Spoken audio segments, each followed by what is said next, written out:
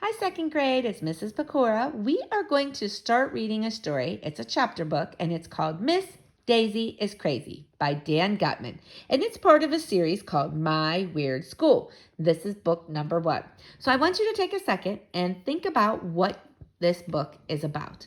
It's called Miss Daisy is Crazy. It looks like this is a school because this is a desk. There's a globe. The series is called My Weird School, so I'm thinking it's probably about school. So let's read and see Miss Daisy is Crazy by Dan Gutman. Now, these are the characters in the book. So this little boy here, right here, his name is AJ. This girl is Emily. This little boy is Ryan. Over here we have Michael, we have Andrea, and that's it on those pages. So those are the main characters in the book. The really main one, though, is AJ and his kind of enemy, Andrea, and you'll see why. Chapter 1, I Hate School. My name is AJ. I like football and video games, and I hate school. Our teacher, Miss Daisy, was taking attendance. It was the first day of second grade. Miss Daisy told everyone in the class to stand up, say our name, and say something about ourselves. All the kids laughed when I said I hated school, but there was nothing funny about it. I've learned a lot in my 8 years. One thing I learned is that there is no reason why kids should have to go to school. If you ask me, kids can learn all we need to learn by watching TV. You can learn important information like which breakfast cereal tastes best and what toys you should buy and which shampoo leaves your hair the shiniest. This is stuff that we'll need to know when we grow up. School is just this dumb thing that grown-ups thought up so they wouldn't have to pay for babysitters. When I grow up and have children of my own, I won't make them go to school. They can just ride their bikes and play football and video games all day. They'll be happy and they'll think I'm the greatest father in the world. But for now, I wanted to let my new teacher, Miss Daisy, know from the very start how I felt about school. You know what, AJ? Miss Daisy said. I hate school too. You do? We all stared at Miss Daisy. I thought teachers loved school. If they didn't love school, why did they become teachers? Why would they ever want to go to school as a grown-up? I know that when I'm a grown-up, I'm not going to go anywhere near a school. Sure, I hate school, Miss Daisy continued. If I didn't have to be here teaching you, I could be at home sitting on my comfortable couch, watching TV and eating bonbons. Wow, we all said. What's a bonbon? Asked Ryan, a kid with black sneakers who was sitting next to me. Bonbons are these wonderful chocolate treats, Miss Daisy told us. They're about the size of a large acorn, and you can pop the whole thing right in your mouth, so you don't need a napkin. I could eat a whole box of bonbons in one sitting. They sound delicious, said Andrea Young, a girl with curly brown hair. She was sitting up real straight in the front of the class with her hands folded like they were attached to each other. Miss Daisy seemed like a pretty cool lady for a teacher. Anybody who hated school and liked to sit around watching TV and eating chocolate treats was okay by me. Me and Miss Daisy had a lot in common.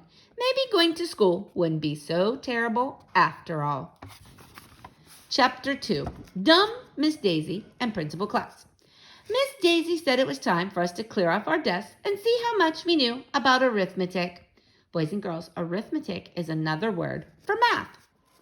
If I gave you 58 apples and Principal Klutz took 28 of them away, Miss Daisy asked, how many apples would you have left? AJ? Who cares how many apples you would have left? I said. I hate apples. If you ask me, you and Principal Klutz can take all the apples away, and it wouldn't bother me one bit.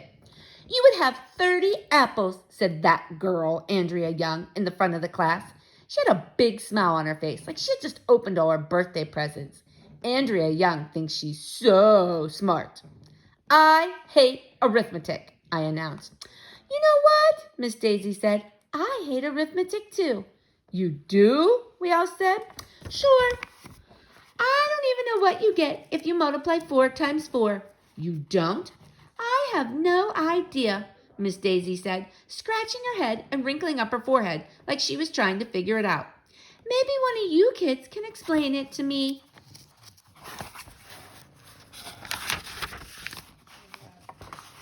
Boy, Miss Daisy was really dumb. Even I know what you get when you multiply 4 times 4. But that smarty pants I know everything girl, Andrea Young, beat me to it and got called on first. If you put 4 crayons in a row, she told Miss Daisy, as she put a bunch of crayons on top of her desk, and you make 4 rows of 4 crayons, you'll have 16 crayons. See?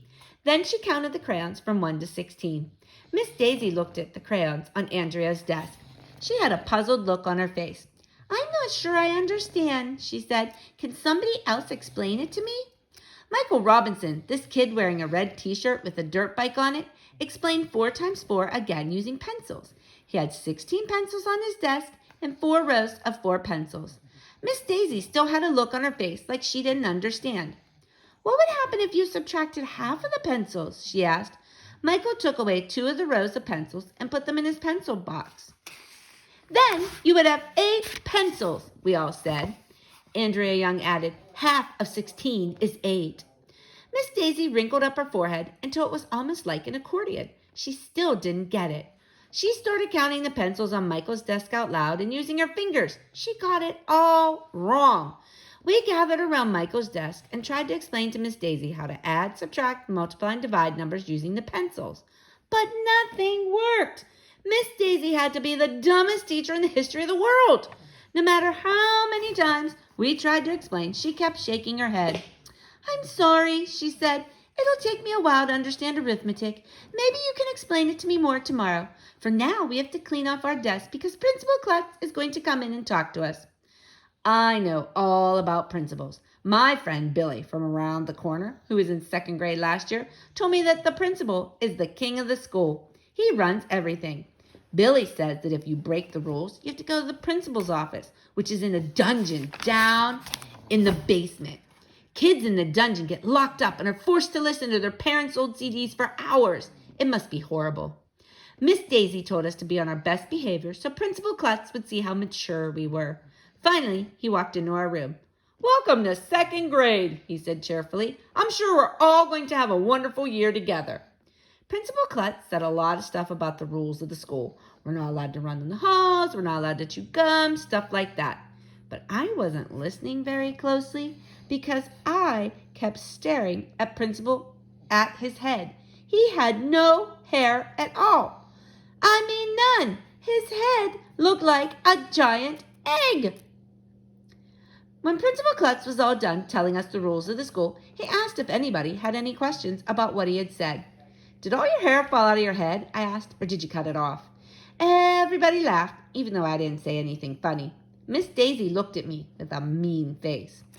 Actually, it was both, Principal Klutz said with a chuckle. Almost all my hair fell out on its own, so I decided to shave the rest of it off. That's the saddest story I ever heard, said this girl named Emily, and she burst into tears. Don't feel bad, Principal Klutz said. It could have been a lot worse. How? Sniffed Emily. Well, at least my brain didn't fall out of my head. We all laughed, even Emily. Principal Klutz was a pretty funny guy for a principal. Any other questions? Do you have a dungeon down the hall? Or down in the basement where you put the bad kids? I asked. Actually, the dungeon is on the 3rd floor, Principal Klutz replied. Nobody laughed this time. He quickly told us he was making a joke and that he didn't even have a dungeon at all. Principal Klutz must have felt bad that we didn't think his joke was funny, because he invited us all up to the front of the room to touch his bald head. We did, and that made everybody feel a lot better. Principal Klutz seems nice, but a lot of people seem nice when you first meet them. Then later you find out that they are evil villains who plan to take over the world. I bet he was lying about the dungeon. All right, boys and girls, we're going to stop there for today. Stay tuned for the next 2 chapters of Miss Daisy is Crazy. Bye-bye.